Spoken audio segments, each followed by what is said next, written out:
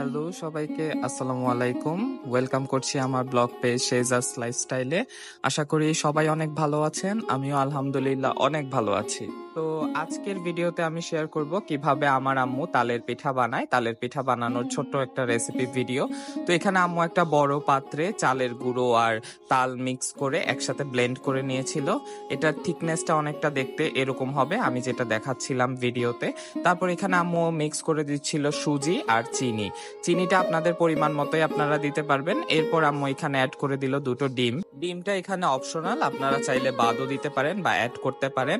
আমাদের তো দেওয়া হয় ডিমটা।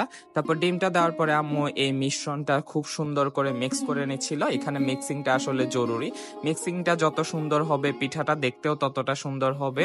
তো এখানে আম্মু অ্যাড করে দিল এরপর কুড়ানো নারকেল। নারকেলটা আপনারা অন্য সাইজের বা অন্য শেপের করেও কাটতে পারেন বা ইউজ নাও করতে পারেন। আমাদেরটা নারকেল ভালো লাগে কামড়ে পড়লে। তো তারপর এখানে অ্যাড করা হলো ইস্টটা দেওয়া হচ্ছে যাতে পিঠাটা একটু ভালো মতো ফোলে বা দেখতেও যেন সুন্দর হয়। তারপর এখানে দেওয়া হলো পরিমাণ মতো লবণ।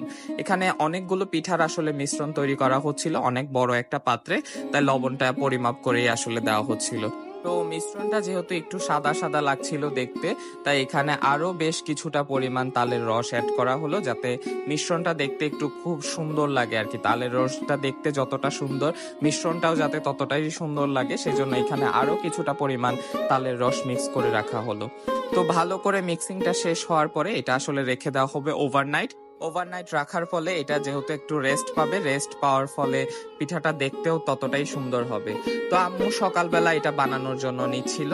তো এখানে আম্মু যে ছোট ছোট বাটি সেটাতেই আসলে সুন্দরভাবে সাজিয়ে নিচ্ছিল।